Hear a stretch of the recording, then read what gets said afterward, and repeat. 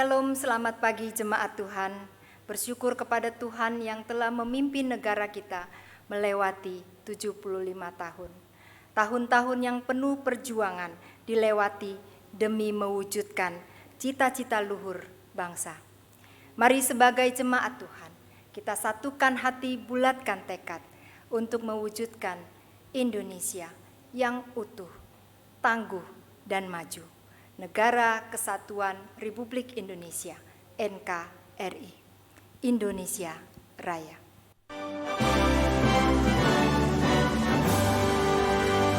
Indonesia tanah airku, tanah tumpah darahku. Di sanalah aku berdiri, jadi pandu ibuku. Indonesia kebangsaanku, bangsa dan tanah airku. Marilah kita berseru, Indonesia bersatu. Hiduplah tanahku, hiduplah negeriku, bangsaku, rakyatku semuanya. Bangunlah jiwanya, bangunlah badannya untuk Indonesia Raya. Indonesia Raya, merdeka, merdeka, tanahku, negeriku yang ku cinta. Indonesia Raya, merdeka, merdeka, hiduplah Indonesia Raya. Indonesia Raya, merdeka, merdeka, tanahku, negeriku yang ku cinta. Indonesia Raya, merdeka, merdeka, hiduplah Indonesia Raya.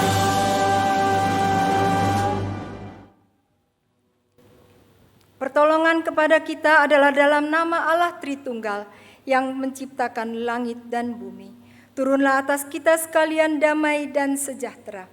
Saudaraku sekalian, tidak ada perhambaan atau penjajahan yang lebih menakutkan daripada perhambaan karena dosa. Namun Tuhan Yesus berkata, jadi apabila anak itu, yaitu Yesus Kristus, memerdekakan kamu, kamu pun benar-benar merdeka. Kita benar-benar merdeka karena Kristus yang sudah memerdekakan kita. Mari kita naikkan pujian kita kepada Allah yang telah memerdekakan kita. Puji mulia bagi Allah.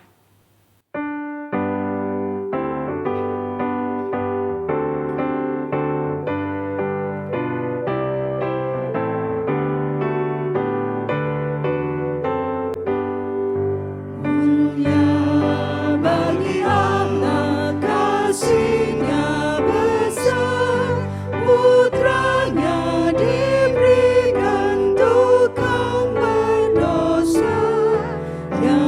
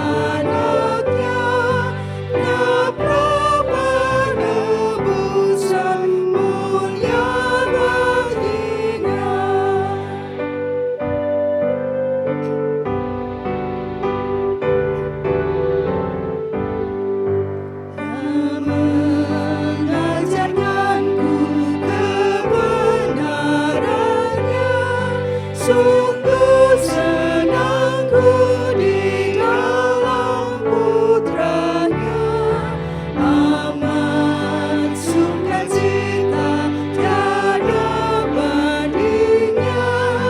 Ketika aku melihat wajahnya, pujilah, pujilah dengan rasa sabdanya. Pujilah, pujilah, umat bergiranglah menghadap Allah di antara anaknya. Nampak penebusan mulia baginya.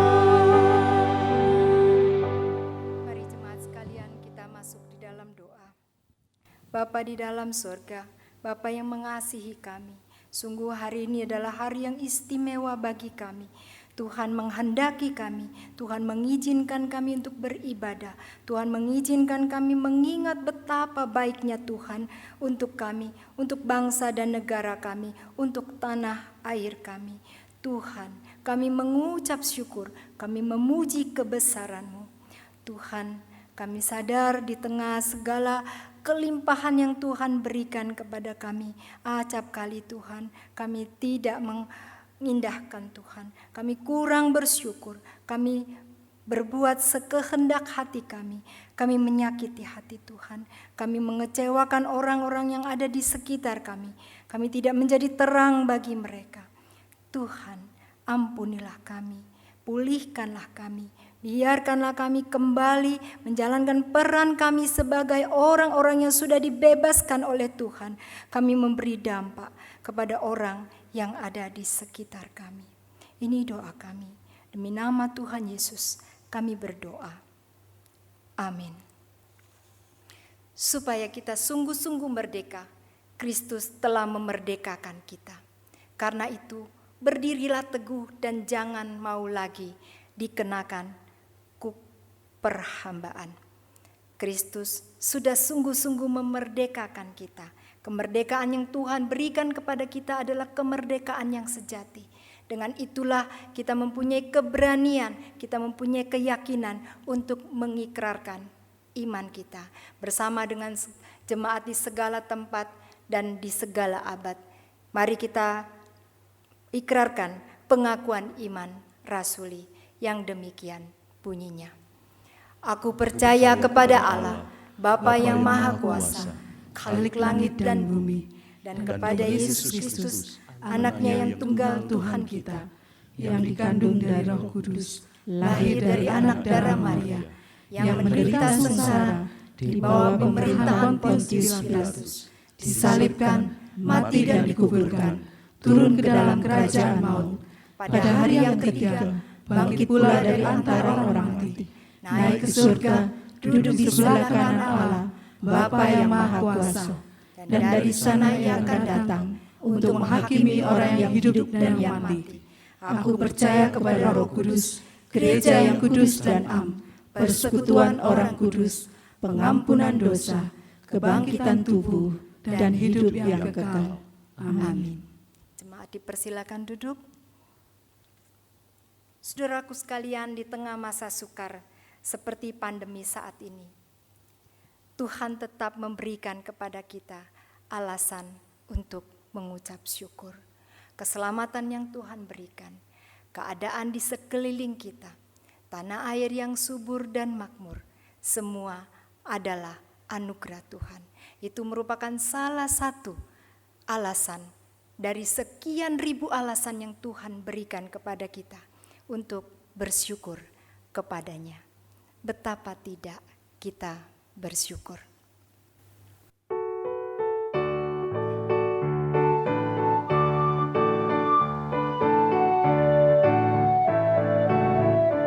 Mari jemaat sekalian, Apa kita tidak bersyukur, bertanah air kaya dan subur, lautnya luas, gunungnya megah, menghijau padang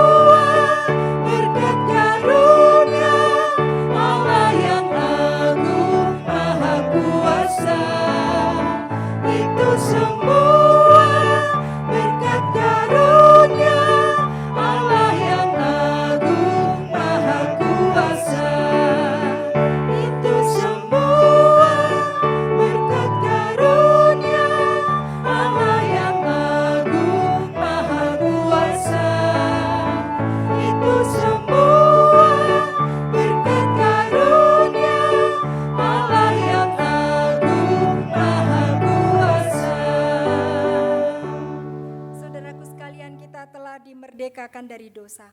Saatnya kita memberi dampak bagi orang yang berada di sekeliling kita. Biarlah mereka juga mengalami sukacita, kebebasan, kemerdekaan seperti yang kita alami, yang diberikan oleh Tuhan kepada kita. Mari jemaatku sekalian, kita akan menyiapkan hati kita untuk mendengarkan firman Tuhan. Kita akan menyanyikan lagu Yesus Datang.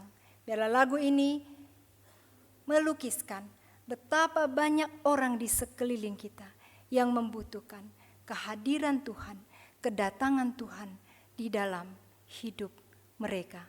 Yesus datang.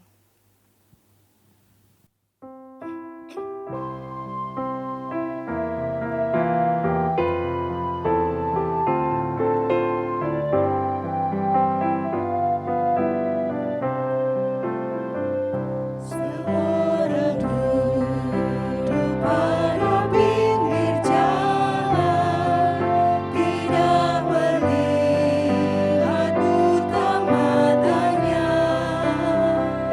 Hidupnya diliputi kegelapan, tetapi Yesus menjelikannya. Yesus datang bagi saya, bagi Yesus kita semua. datang, kuasa setan hancurlah. Yesus datang, sapu air mata, hapus gelap, sedih menjadi suka.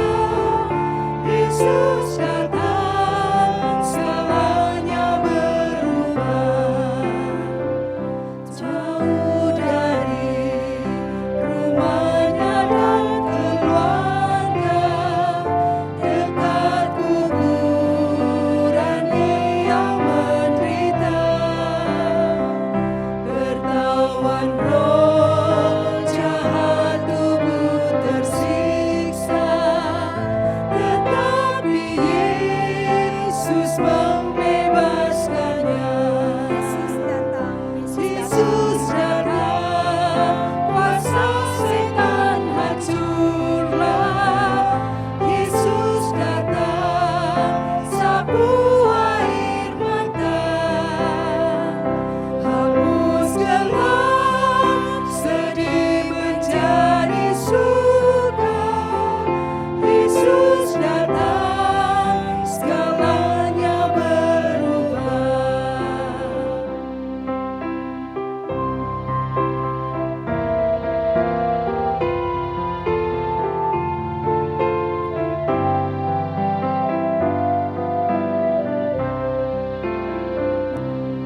Najis, najis kata orang kusta, ada yang timpang tuli dan buta, sakit penyakit terus menyusahkannya, tetapi Yesus menyembuhkannya. Yesus datang, kuasa setan hancurlah. Yesus datang, sapu air mata, hapus gelap, sedih menjadi suka. Yesus datang, segalanya berubah. Yesus datang, segalanya berubah. Yesus datang, kuasa setan hancurlah. Yesus datang, sapu air mata, hapus gelap, sedih menjadi suka. Yesus datang, segalanya berubah. Firman Tuhan akan disampaikan oleh Pendeta Gindo Manogi. Disilakan. Selamat pagi Bapak Ibu Saudara, mari kita bersama-sama berdoa sebelum kita merenungkan firman Tuhan. Mari kita berdoa. Kami mensyukuri anugerah-Mu Tuhan dalam kehidupan kami, Engkau Bapa yang sudah memelihara kami dan juga memelihara bangsa kami. 75 tahun sudah kami lewati kemerdekaan ini, ada banyak karya Tuhan yang sudah kami lihat, kami rasakan dan kami alami di tengah-tengah bangsa ini. Sekali lagi Tuhan, kami berterima kasih untuk anugerah-Mu. Dan kami mau terus berdoa untuk Indonesia, kiranya Tuhan yang terus boleh pimpin bangsa kami. Dan pada saat ini Tuhan, kami mau bersama belajar firman-Mu. Tuhan, kiranya Engkau juga akan menolong kami memahami firman-Mu.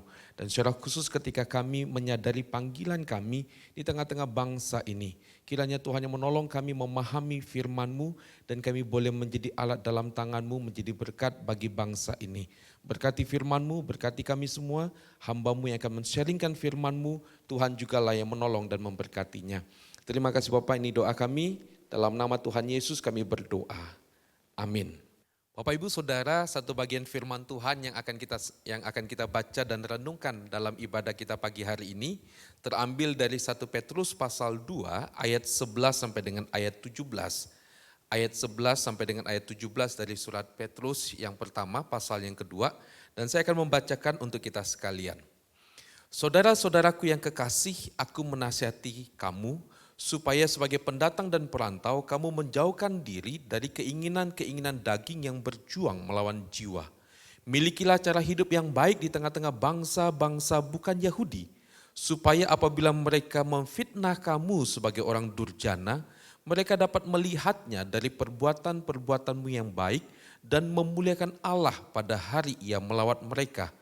Tunduklah karena Allah kepada semua lembaga manusia, baik kepada raja sebagai pemegang kekuasaan yang tertinggi maupun kepada wali-wali yang diutusnya untuk menghukum orang-orang yang berbuat jahat dan menghormati orang-orang yang berbuat baik.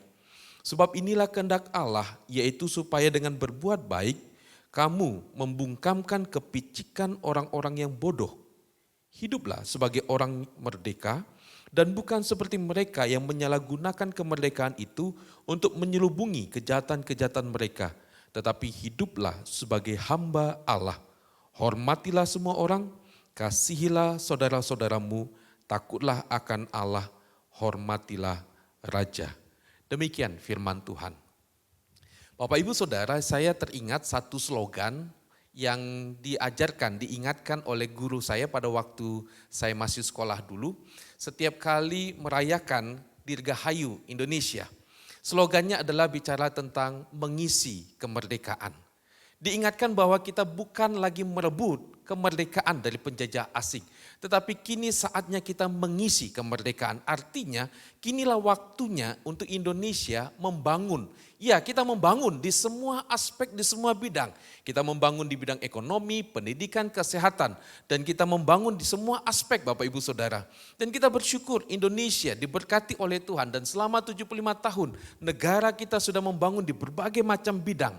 Memang Bapak Ibu Saudara masih banyak hal yang harus dibangun, tetapi sekali lagi kita bersyukur bahwa Tuhan memberkati Indonesia dan sudah banyak banyak bidang yang sudah dibangun oleh Indonesia. Kita bersyukur untuk anugerah Tuhan ini. Tapi Bapak Ibu Saudara, kita bukan hanya mau membangun secara fisik gedung, bangunan. Dalam salah satu bagian dari lagu Indonesia Raya dikatakan, bangunlah jiwanya, bangunlah badannya. Lagu Indonesia Raya sudah mengingatkan kita Bapak Ibu Saudara bahwa yang perlu dibangun bukan cuma secara fisik, bangunan, gedung, fisik, jalan, infrastruktur dan sebagainya. Tetapi yang juga perlu kita bangun itu adalah jiwa, mental, karakter dari orang-orang yang ada di Indonesia. Dan Bapak Ibu Saudara, beberapa waktu belakangan ini pemerintah kita juga mengumandangkan lagi revolusi mental. Sekali lagi tujuannya adalah untuk memperbaiki Indonesia ke depan menjadi lebih baik lagi. Bukan cuma membangun secara fisik, tetapi kita perlu membangun mental. Kita perlu membangun karakter Indonesia. Nah Bapak Ibu Saudara, sekarang timbul satu pertanyaan. Bagaimana peran orang Kristen di dalam mengisi kemerdekaan ini? Bagaimana peran orang-orang percaya di dalam kita membangun negara kita ini? Apakah orang Kristen berada di tempat yang terpisah? Apakah orang Kristen harus mengasingkan diri dan tidak terlibat di dalam pembangunan di negara ini? Ataukah orang Kristen punya peranan yang signifikan untuk membangun Indonesia?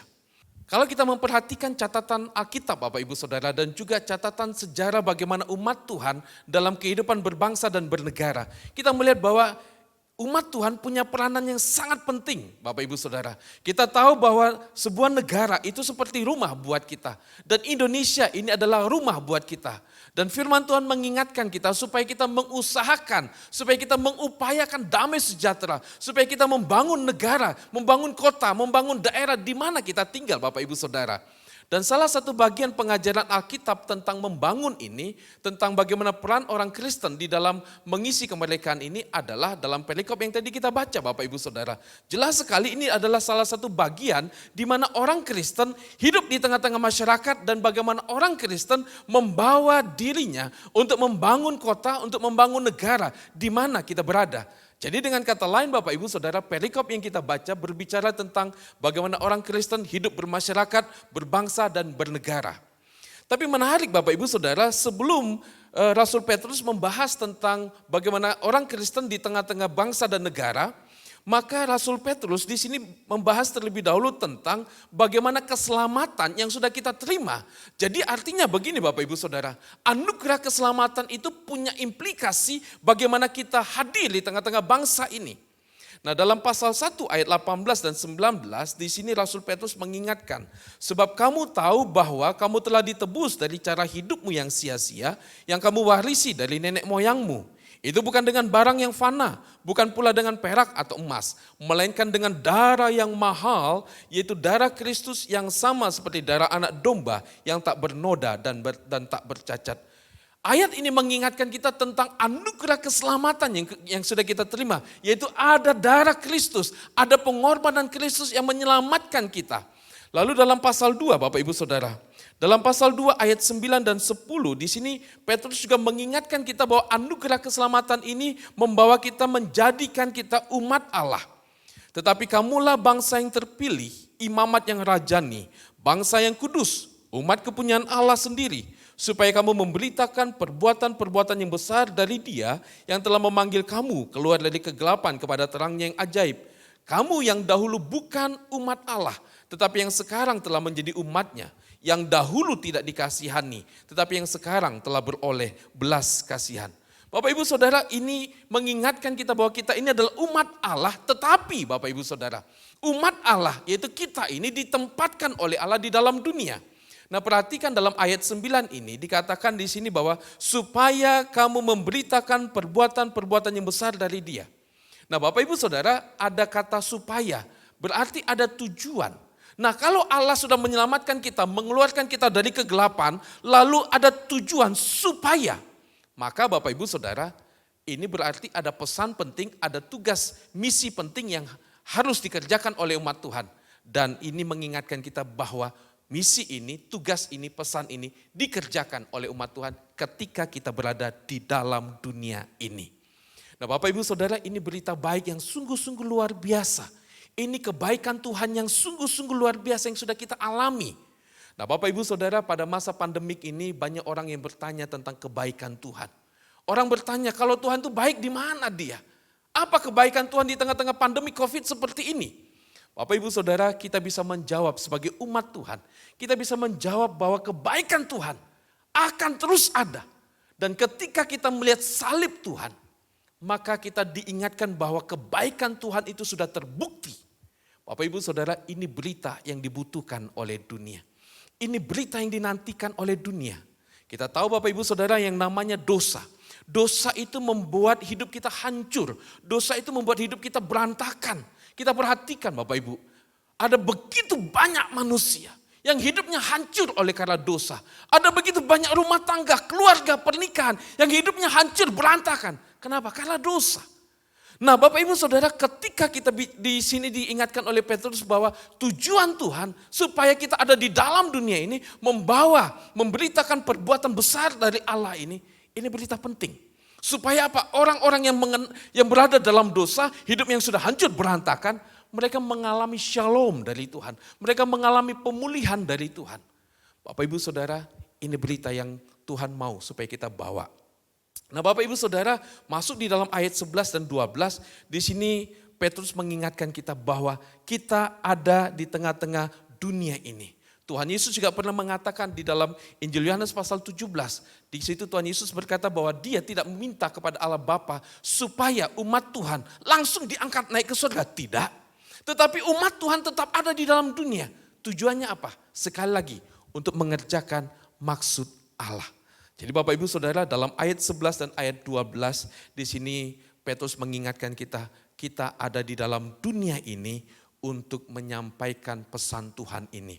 Dalam ayat 11 dan 12 di situ status kita disebut sebagai pendatang dan perantau. Dan kita berada di tengah-tengah bangsa-bangsa yang tidak mengenal Allah. Pendatang dan perantau itu mengingatkan kita bahwa memang kita bukan dari sini Bapak Ibu Saudara. Secara rohani berdasarkan Yohanes pasal 3 kita diingatkan bahwa kita ini born from above.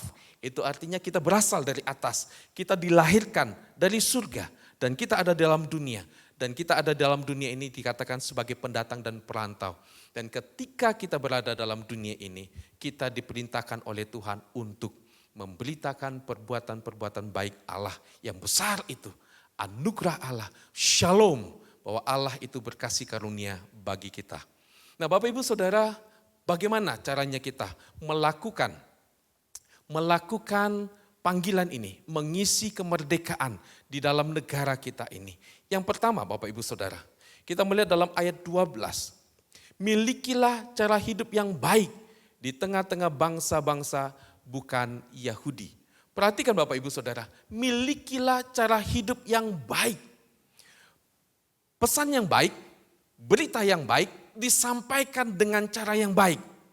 Apa pesan berita yang baik? Berita yang baik, pesan yang baik itu adalah supaya kamu memberitakan perbuatan-perbuatan yang besar dari Allah. Bahwa Allah berkasih karunia kepada kita, bahwa Allah menyelamatkan kita, bahwa ada shalom dari surga yang Allah berikan. Nah berita yang baik ini Bapak Ibu Saudara harus disampaikan dengan cara yang baik. Melalui kehidupan kita, melalui seluruh aktivitas hidup kita. Berita yang baik itu harus disampaikan dengan cara yang baik. Alangkah sayangnya Bapak Ibu Saudara menjadi tidak sinkron, menjadi kontraproduktif kalau pesan yang baik itu disampaikan dengan cara yang tidak baik. Nah Bapak Ibu Saudara, latar belakang penulisan surat Petrus ini adalah umat Tuhan pada waktu itu mengalami masa-masa yang sangat sukar. Mereka dianiaya. Pemerintah Roma yang pada waktu itu berkuasa bersikap tidak bersahabat kepada umat Tuhan. Kaisar-kaisar yang memerintah pada waktu itu melakukan tindakan-tindakan aniaya yang luar biasa kepada umat Tuhan. Dan salah satu yang mereka lancarkan itu adalah mereka menyebarkan fitnah, berita-berita hoax, berita-berita tuduhan-tuduhan negatif kepada umat Tuhan. Sangat banyak Bapak Ibu Saudara, fitnahan-fitnahan yang dituduhkan kepada umat Tuhan. Boleh dikatakan mungkin itu terstruktur, sistematif, masif. Umat Tuhan dipojokkan begitu rupa. Misalnya Bapak Ibu Saudara, orang Kristen pada waktu itu dituduh sebagai umat kelompok orang kanibal. Loh kenapa bisa dituduh kanibal? Sebab pada waktu itu ini berkaitan dengan perjamuan kudus. Kita tahu Bapak Ibu Saudara kalau perjamuan kudus itu misalnya saya yang memimpin atau pendeta lain yang memimpin. Saya mengatakan inilah tubuhku, inilah darahku. Nah Bapak Ibu Saudara ketika bicara inilah tubuhku, inilah darahku. Orang berpikir loh orang Kristen makan daging, makan tubuh Tuhannya. Orang Kristen minum darah Tuhannya, mengerikan. Tapi Bapak Ibu Saudara, fitnahan itu muncul kenapa? Karena mereka tidak mengerti. Lalu Bapak Ibu Saudara ada tuduhan bahwa orang Kristen itu memecah belah rumah tangga, merusak pernikahan. Bapak Ibu Saudara ini disebabkan oleh karena ada orang-orang yang tadinya dia tidak mengenal Tuhan, tadinya dia belum Kristen, lalu mereka menjadi percaya, menjadi pengikut Kristus. Nah tetapi pasangannya belum menjadi orang Kristen. Lalu terjadilah problem dalam pernikahan mereka. Nah disinilah dikatakan bahwa orang Kristen itu menjadi penyebab rusaknya banyak pernikahan. Padahal bukan begitu Bapak Ibu Saudara. Karena kekristenan tidak pernah mengajarkan tentang penghancuran rumah tangga, perceraian. Tidak. Jadi tuduhan-tuduhan itu begitu rupa Bapak Ibu Saudara dilancarkan untuk menghancurkan umat Tuhan. Dan juga yang terakhir Bapak Ibu Saudara, salah satu tuduhan yang dialamatkan kepada orang Kristen pada waktu itu adalah orang Kristen dianggap memberontak kepada kaisar, kepada pemerintah. Tidak taat, tidak menghormati pemerintah. Kenapa? Sebab pada waktu itu ada sebuah perintah menghormati kaisar, memperlakukan kaisar itu seperti Tuhan. Nah orang Kristen tidak mau. Nah Bapak Ibu Saudara, sekali lagi fitnahan-fitnahan ini ditujukan begitu rupa kepada umat Tuhan. Dan dampaknya luar biasa Bapak Ibu Saudara. Banyak anak-anak Tuhan yang menjadi korban. Banyak anak-anak Tuhan yang mati oleh karena tuduhan-tuduhan ini. Bapak Ibu Saudara, untuk menghadapi tuduhan-tuduhan ini, jujur Bapak Ibu Saudara, secara manusiawi ingin rasanya membalas. Tuduhan-tuduhan itu ingin rasanya dibalas lagi Bapak Ibu Saudara. Dengan kemarahan, dengan kebencian juga. Tetapi Rasul Petrus di sini mengingatkan, bukan begitu caranya. Bukan begitu caranya. Kita meneladani Tuhan Yesus. Nah dalam pasal 2 ini Bapak Ibu Saudara ayat 23. Di sini Petrus menyampaikan ketika ia, yaitu Tuhan Yesus dicaci maki, dia tidak membalas dengan mencaci maki. Ketika ia menderita, ia tidak mengancam, tetapi ia menyerahkannya kepada dia yang menghakimi dengan adil. Tuhan Yesus menjadi contoh, Tuhan Yesus menjadi teladan untuk tetap memiliki cara hidup yang baik di tengah-tengah fitnahan yang begitu rupa. Bapak Ibu Saudara, sekali lagi fitnahan itu ingin rasanya dibalas juga dengan serangan-serangan yang juga tajam kepada mereka. Tapi Bapak Ibu Saudara, kalau kita membalas serangan seperti itu, maka apa bedanya? Dan bukankah itu justru membuktikan bahwa memang orang Kristen seperti itu adanya? Ketika Rasul Petrus di sini mengingatkan, milikilah cara hidup yang baik. Dia ingin menyampaikan pesan kepada jemaat pada waktu itu supaya tuduhan-tuduhan itu, fitnahan-fitnahan itu dijawab lewat apa? Cara hidup. Bahwa apa yang dituduhkan itu bisa mereka lihat, mereka bisa saksikan secara nyata dalam kehidupan umat Tuhan. Bapak Ibu Saudara, luar biasa. Ketika umat Tuhan melakukan ini semua, ternyata ada banyak orang yang menjadi percaya kepada Tuhan Yesus. Ketika umat Tuhan tetap hidup dalam kebenaran, hidup dalam kebaikan, hidup dalam kasih, hidup dalam terang, tidak menyalahgunakan semua anugerah Tuhan ini dengan perilaku-perilaku yang buruk, tetapi justru tetap hidup dalam kekudusan kebenaran, ini menjadi sebuah kesaksian hidup yang luar biasa. Banyak orang-orang yang tadinya tidak mengenal Tuhan, sekarang mengenal Tuhan. Bapak Ibu Saudara, memiliki cara hidup yang baik ini adalah panggilan kita umat Tuhan. Saya menyampaikan bagian ini bukan mau mengatakan bahwa orang Kristen di Indonesia hari ini sedang menghadapi fitnahan-fitnahan, tidak. Tapi saya ingin mengutip apa yang disampaikan oleh Rasul Petrus di sini. Apa itu? Supaya kita memiliki cara hidup yang baik. Di mana? Di tengah-tengah masyarakat, di mana kita berada. Bapak Ibu Saudara, sekali lagi kita ditempatkan oleh Allah di dalam masyarakat, di lingkungan di mana kita tinggal, di lingkungan di mana kita kerja. Bapak Ibu Saudara, saya ingat dengan salah satu pengajaran Tuhan Yesus tentang panggilan kita. Supaya kita memberikan pengaruh, yaitu tentang menjadi garam dunia. Bapak Ibu Saudara, garam itu akan membawa pengaruh, membawa perubahan ketika garam itu ada di dalamnya. Misalnya kalau kita makan sayur Bapak Ibu Saudara. Masak sayur, garamnya di mana? Ya tentu dimasukkan. Saya yakin tidak ada di sini makan sayur, terus garamnya di luar diicip-icip. Kan gak ada. Gak ada toh. Garamnya kan dicampur. Jadi kalau mau dilihat garamnya di mana? Gak ada. Tapi bisa merasakan dampaknya. Bisa.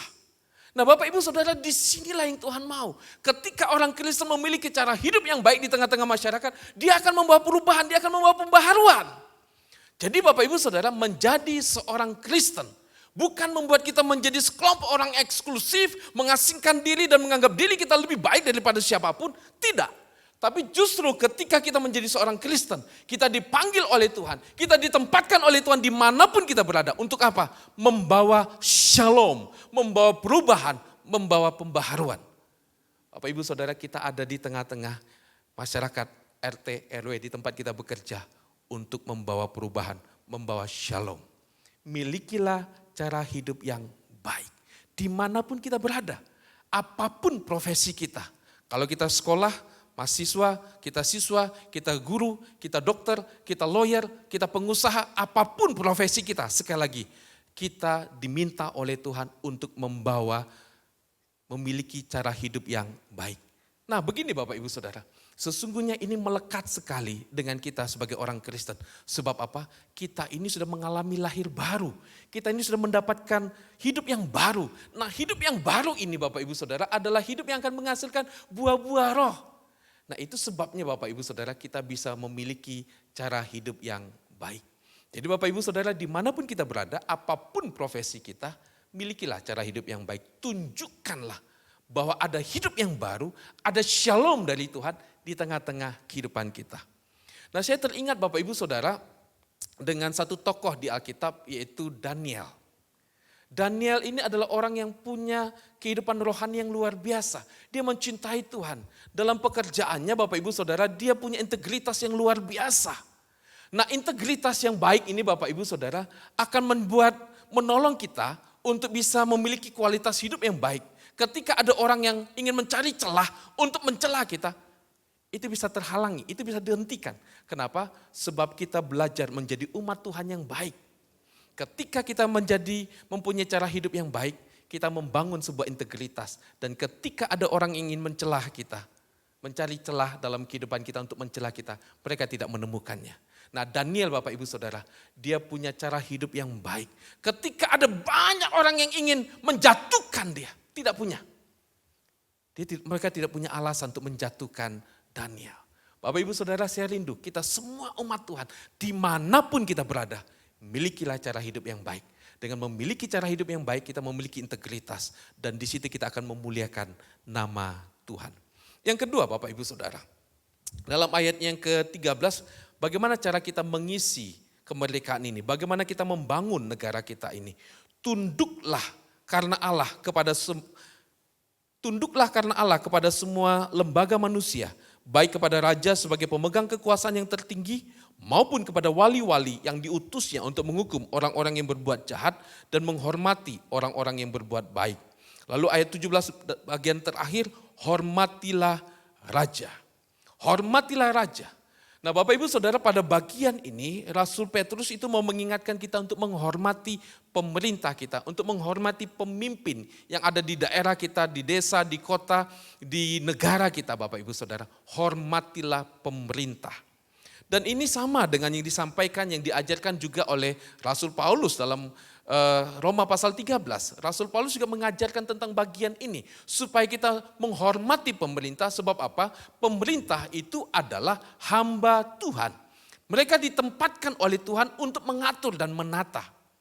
Nah tapi begini Bapak Ibu Saudara, sekali lagi seperti yang tadi di poin yang pertama saya sampaikan, bahwa pada waktu itu pemerintah Romawi yang berkuasa pada waktu itu bersikap tidak bersahabat dengan orang-orang Kristen. Dan terlebih salah satu kaisar yang terkenal yang menganiaya umat Tuhan itu adalah Kaisar Nero. Luar biasa dia jahatnya. Tetapi Bapak Ibu Saudara, di dalam semua situasi itu, Rasul Petrus, Rasul Paulus mengajak untuk tetap menghormati pemerintah. Menghormati pemerintah. Sebab apa? Pemerintah itu mereka bisa ada di dalam posisi pemerintahan bukan karena mereka yang mau, tetapi oleh karena Tuhan yang menempatkan mereka. Dan ketika Tuhan menempatkan mereka, Bapak Ibu Saudara, Tuhan punya maksud dan Tuhan bisa bekerja lewat mereka. Ada hal yang mau Tuhan kerjakan lewat cara mereka memerintah, walaupun cara mereka memerintah tidak sempurna. Bapak Ibu Saudara, kalau kita membaca Alkitab, maka kita bisa melihat bagaimana Allah itu berotoritas mengatur segala sesuatunya, termasuk raja-raja. Di mana raja-raja pada waktu itu merasa bahwa dirinya adalah penguasa yang mutlak. Tetapi sesungguhnya mereka berada dalam kontrol kendalinya Tuhan. Dalam Ezra pasal 1 disebutkan di situ bahwa Raja Kores, dicatat oleh Alkitab, hatinya diubahkan oleh Tuhan. Hatinya digerakkan oleh Tuhan. Untuk apa? Membawa bangsa Israel kembali dari pembuangan. Kembali lagi kepada tanah Israel, Bapak Ibu Saudara. Begitu juga dengan Ahasweros. Allah memakai Ahasweros, seorang raja yang tidak mengenal Tuhan. Untuk apa? Melindungi, menjaga, menyelamatkan bangsa Israel dari pemusnahan massal yang waktu itu sudah dirancang sedemikian rupa oleh Haman. Tetapi Allah memakai Ahasweros untuk melindungi dan menyelamatkan umatnya. Begitu juga Bapak Ibu Saudara dengan Kaisar Agustus. Pada waktu itu memerintahkan untuk melakukan sensus. Lalu Yusuf dan Maria berangkat dari Nazaret. Mereka berangkat menuju ke Bethlehem. Bapak Ibu Saudara, ketika perintah ini dikeluarkan, Allah memakainya. Supaya apa? Mesias itu lahir di kota Bethlehem. Sesuai dengan nubuat Allah. Jadi Bapak Ibu Saudara, kita bisa melihat bagaimana Allah itu berotoritas atas pemimpin-pemimpin, atas bangsa, atas negara, atas kerajaan, atas raja-raja. Bapak Ibu Saudara, untuk kita umat Tuhan saat ini, saya rindu kita sebagai umat Tuhan, mari kita menghormati pemerintah kita. Mari kita mendukung, mendoakan pemimpin-pemimpin kita. Baik itu presiden, wakil presiden, termasuk gubernur, wali kota dan sebagainya. Sampai ke RT RW, kita doakan mereka. Sebab mereka adalah orang yang Tuhan tempatkan di situ untuk mengatur dan menata. Memang Bapak Ibu Saudara, mereka tidak memimpin secara sempurna. Tetap saja ada kekurangannya. Tetapi mereka dipakai oleh Tuhan untuk menjadi pemimpin kita, mengatur dan menata. Nah Bapak Ibu Saudara, salah satu bentuk kita tunduk kepada pemerintah, menghormati pemerintah, yaitu dengan cara kita mengikuti aturan yang pemerintah buat. Nah saat ini salah satunya Bapak Ibu Saudara, dalam upaya pemerintah untuk mencegah penyebaran virus COVID ini Bapak Ibu. Pemerintah terus berulang-ulang supaya kita memperhatikan protokol kesehatan. Perhatikan Bapak Ibu, pemerintah berulang-ulang. Dan kita tahu Bapak Ibu Saudara, jumlah pasien positif COVID ini terus bertambah. Jumlahnya sangat tinggi Bapak Ibu Saudara. Penyebarannya luar biasa. Nah saya rindu Bapak Ibu Saudara sebagai umat Tuhan, sebagai orang Kristen, di mana kita menghormati Tuhan, di mana kita menghormati pemerintah kita, di mana kita mau memiliki cara hidup yang baik. Mari kita perhatikan juga protokol kesehatan ini. Jadi jangan berpikir gini Bapak Ibu Saudara, jangan kita berpikir gini, hidup saya suka-suka lah, saya mau ngatur, mau menjalani hidup ini kayak gimana, terserah lah, jangan atur saya. Saya mau keluar, saya mau pakai masker atau enggak, itu saya mengatur. Entah saya mau matinya karena COVID kayak, entah saya mau matinya karena serangan jantung, stroke, atau sakit apapun, bahkan kecelakaan, udah jangan atur. Bapak Ibu Saudara, ini bukan bicara tentang bagaimana kita mati, bukan. Atau kapan kita mati, bukan. Bukan itu masalahnya. Ketika ini kita perhatikan Bapak Ibu Saudara, ini sebagai bentuk tanggung jawab sosial kita di tengah masyarakat. Dan tanggung jawab kita di hadapan Tuhan. Perintah Tuhan dikatakan di sini adalah, hormatilah semua orang, kasihilah saudara-saudaramu.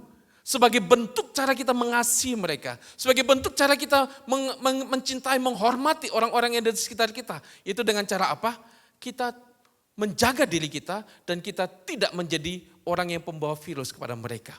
Jadi Bapak Ibu Saudara, mari kita mencegah, membantu pemerintah untuk mencegah penyebaran COVID ini. Dengan cara apa? Kita membatasi diri kita keluar ke tempat yang tidak perlu Bapak Ibu Saudara. Kita perhatikan protokol kesehatan.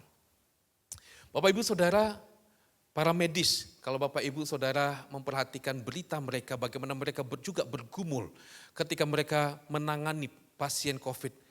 Mereka bergumul sedemikian rupa Bapak Ibu Saudara, persis sama seperti kita. Ada ketakutan, ada pergumulan begitu rupa. Mereka juga kepingin bisa menikmati yang sama seperti kita. Bisa berkumpul dengan keluarga, merayakan ulang tahun anak, merayakan ulang tahun suami, merayakan ulang tahun istri. Ketika mereka sakit, kita ingin ada di sampingnya. Tapi Bapak Ibu Saudara, oleh karena COVID ini, para tenaga medis tidak bisa. Mereka tidak bisa menikmati apa yang kita nikmati. Nah Bapak Ibu Saudara, dengan kita mencegah penyebaran ini, maka penanganan COVID ini bisa cepat selesai. Dan teman-teman kita, saudara-saudara kita yang bergumul sebagai tenaga medis, mereka bisa kembali lagi menjalani kehidupan seperti yang kita jalani Bapak Ibu Saudara. Mereka bisa berkumpul lagi dengan keluarga. Salah satu bentuk kita mengasihi para tenaga medis. Mari Bapak Ibu Saudara, kita juga menjaga, membantu pemerintah untuk mencegah penyebaran COVID ini. Bapak Ibu Saudara, sebagai umat Tuhan, saya mengajak kita semua, umat Tuhan, untuk kita memperhatikan bagaimana kita hidup dalam dunia ini. Pada bulan Maret yang lalu ada seseorang yang menciptakan lagu yang didedikasikan untuk para tenaga medis yang berjuang di garis depan untuk menghadapi COVID ini. Judul lagu ini adalah Demi Raga Yang Lain. Syair lagu, kata-kata dalam lagu ini buat saya sangat indah sekali. Supaya mereka tersenyum, supaya pasien tersenyum, supaya keluarga pasien bisa tersenyum. Mereka mengorbankan raga mereka. Mereka mengorbankan banyak hal. Mereka mau berjuang. Dan Bapak Ibu Saudara, ada anak-anak Tuhan, ada orang-orang Kristen yang juga menjadi tenaga medis, yang bergumul, yang berjuang juga menjadi tenaga medis. Dan mereka ada di garis depan menghadapi pandemi COVID ini. Bapak Ibu Saudara, mereka belajar untuk memiliki cara hidup yang baik. di tengah-tengah masyarakat. Mari kita perhatikan klip ini.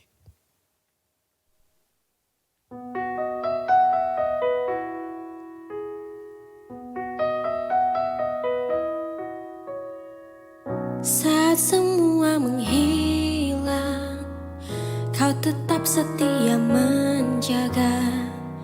Kau berkorban tanpa suara demi senyum yang lain. Saat semua tertidur, kau terjaga sepanjang waktu. Lupakan lelah ragamu demi raga yang lain. Dunia telah tersenyum melihat kau bertaruh nyawa. Tak pedulikan yang kau punya demi raga yang lain. Engkau pahlawan dunia, Tuhan yang kan membalas semua jerih lelah yang tak ternilai demi raga yang lain.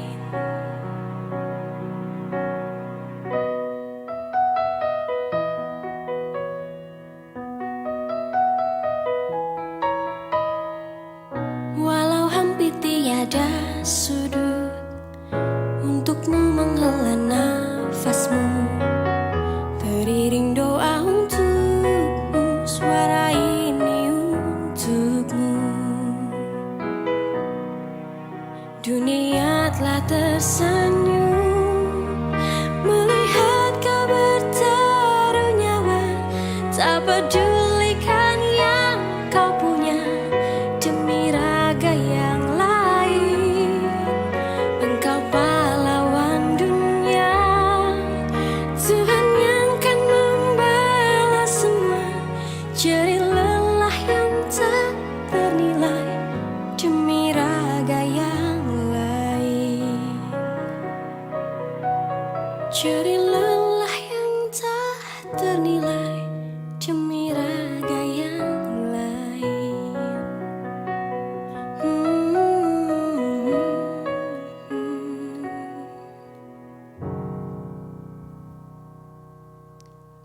Bapak Ibu Saudara, sekali lagi sebagai umat Tuhan yang Tuhan tempatkan, khususnya kita di Indonesia, mari kita miliki cara hidup yang baik. Mari kita membangun negara kita ini. Kita punya tugas yang penting di negara ini. Karena itu Bapak Ibu Saudara, sebagai umat Tuhan, saya mengajak kita sekali lagi, mari kita membangun negara ini. Dan Tuhan yang akan menolong kita, memakai kita menjadi alatnya di dalam negara ini. Amin. Mari kita berdoa. Bapa di surga, terima kasih untuk anugerah-Mu yang besar bagi kami, ya Tuhan. Engkau Bapa yang memelihara kami, Engkau Bapa yang menjagai kami. Engkau Bapa yang sudah berkasih karunia atas kami. Terima kasih ya Tuhan untuk keselamatan yang besar itu. Dan Engkau Tuhan menetapkan kami untuk boleh menjadi alat dalam tangan-Mu di negara ini ya Tuhan, di Indonesia secara khusus.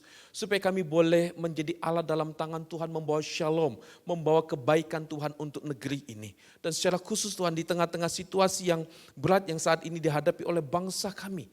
Kiranya Tuhan umat-Mu, gereja Tuhan, orang-orang Kristen, kami boleh menjadi berkat bagi bangsa ini. Kami hadir di tengah-tengah bangsa ini untuk kami membawa perubahan, pembaharuan, pertumbuhan. Kiranya Tuhan kami boleh memakai setiap kami. Bapa di surga, hamba berdoa untuk gereja-gereja-Mu ya Tuhan. Untuk umat Tuhan dimanapun kami berada. Tuhan kiranya Engkau boleh terus memakai kami semua. Menyadarkan kami bahwa inilah panggilan keselamatan yang Tuhan berikan kepada kami. Yaitu untuk menunjukkan buah-buah keselamatan itu di dalam dunia ini. Karena itu Tuhan pakai gereja-Mu. Siapapun kami, apapun profesi kami, dimanapun kami berada. Bahwa ingatkan kami Tuhan untuk kami membawa berita penting ini, membawa shalom ini ya Tuhan.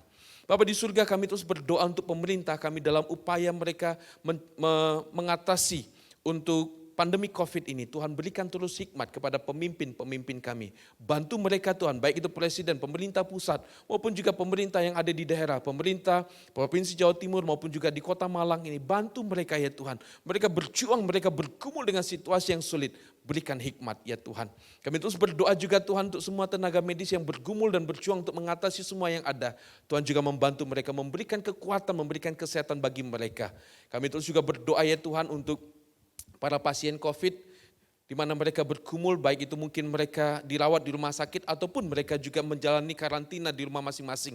Tuhan yang memberikan pemulihan kesehatan dan kekuatan bagi mereka. Ada kesembuhan, ada pemulihan yang daripadamu ya Tuhan. Karena itu Bapak berkati untuk semua saudara kami yang bergumul ini.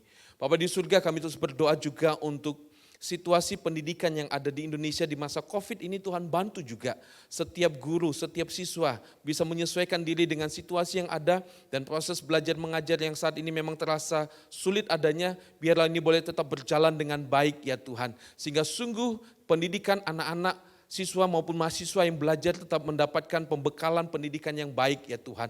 Bapak di surga, hamba juga mau berdoa saat ini untuk jemaat-Mu Tuhan yang bergumul dengan situasi-situasi yang mereka alami dalam kehidupan mereka setiap hari. Tuhan yang menolong, Tuhan yang memberkati, dan Tuhan menjamah. Dan kiranya Tuhan yang boleh terus memelihara anak-anak-Mu ya Tuhan, yang bergumul dengan kondisi kesehatan, biarlah ada kesembuhan, ada pemulihan, ada pertolongan yang daripadamu. Yang bergumul Tuhan tentang pekerjaan mereka, kiranya Tuhan yang terus bukakan jalan dalam situasi pekerjaan mereka yang mereka rasa sulit adanya. Tuhanlah yang berkasih karunia. Berkati juga Tuhan untuk keluarga-keluarga yang juga bergumul dalam situasi-situasi seperti ini. Kasih karuniamu Tuhan yang juga boleh turun atas mereka. Dan jikalau juga Tuhan sebentar, umat-Mu kami akan memberikan persembahan sebagai ucapan syukur kami oleh karena Tuhan memelihara kami. Bapak kiranya Engkau yang boleh terus memberkati setiap jemaat-Mu, dan Tuhan juga boleh memberkati persembahan yang akan kami kumpulkan ini ya Tuhan. Ini boleh menjadi alat dalam tangan Tuhan untuk memajukan pekerjaan-Mu Tuhan melalui gereja-Mu di tempat ini. Berkati umat-Mu, Tuhan yang memelihara mereka semua, dan Kau juga tahu bagaimana mereka bergumul dengan begitu banyak hal dalam kehidupan mereka. Tuhanlah yang memelihara mereka semua. Terima kasih Bapak, ini doa kami. Sekali lagi berkati bangsa kami, berkati gereja kami, berkati kota kami, berkati umat-Mu ya Tuhan. Dalam nama Tuhan Yesus kami berdoa dan kami bersyukur. Amin. Bapak Ibu Saudara yang dikasihi oleh Tuhan Yesus, kita bersyukur kita bisa beribadah pada pagi hari ini. Kita mengucap syukur oleh karena anugerah Tuhan buat bangsa kita 75 tahun, negara kita dipelihara oleh Tuhan. Terus doakan bangsa kita Bapak Ibu Saudara. Ada banyak PR yang masih harus dikerjakan oleh pemerintah kita. Dengan pertolongan Tuhan, negara kita akan menjadi lebih baik lagi ke depan. Terus doakan Bapak Ibu Saudara. Kita juga berterima kasih untuk banyak anak-anak Tuhan, rekan-rekan yang boleh dengan setia melayani. Tuhan yang memberkati kita semua. Ada beberapa hal yang mau saya sampaikan dalam warta pada pagi hari ini Bapak Ibu. Yang pertama mengenai persembahan. Bapak Ibu Saudara bisa memberikan persembahan untuk mendukung pelayanan di gereja kita dan juga ucapan syukur kita kepada Allah, yaitu dengan memberikan persembahan lewat transfer ke rekening gereja ataupun juga QR Code gereja kita. Bapak Ibu bisa memberikan persembahan syukur, perpuluhan ataupun juga untuk mendukung pelayanan tim COVID yang ada di gereja kita. Untuk warta berikutnya Bapak Ibu Saudara, kita akan melihat warta tayang berikut ini. Shalom jemaat sekalian,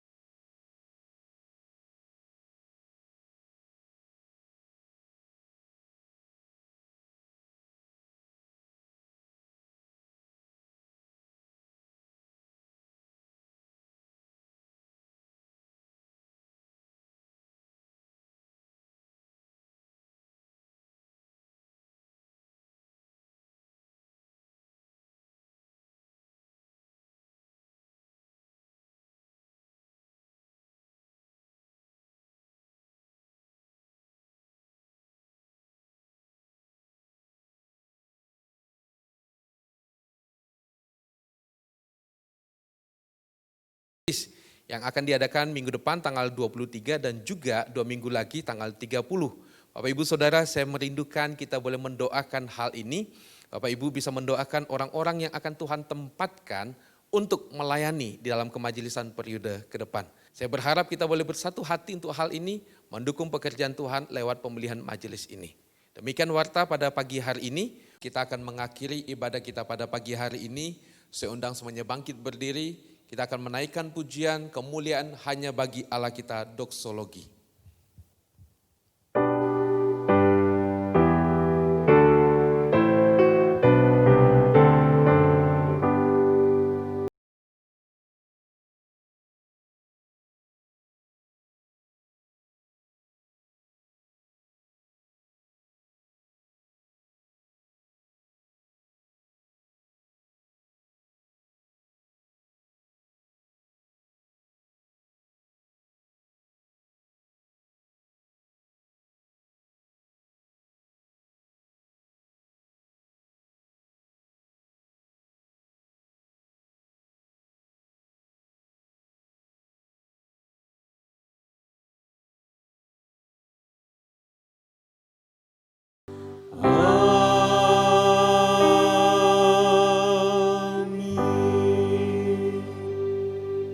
Sidang jemaat yang dikasihi Tuhan dan yang mengasihi Tuhan, ingatlah anugerah Tuhan yang sudah Dia berikan bagi kita. Karena itu marilah kita semua milikilah cara hidup yang baik dan bawalah shalom damai sejahtera Allah dimanapun kita berada. Dan saat ini mari kita bersama mengarahkan hati kita kepada Tuhan dan saya akan berdoa memohon berkat Tuhan atas kita sekalian. Tuhan memberkati engkau dan melindungi engkau. Tuhan menyinari engkau dengan wajah-Nya dan memberi engkau kasih karunia. Tuhan menghadapkan wajah-Nya kepadamu dan memberi engkau damai sejahtera. Amin.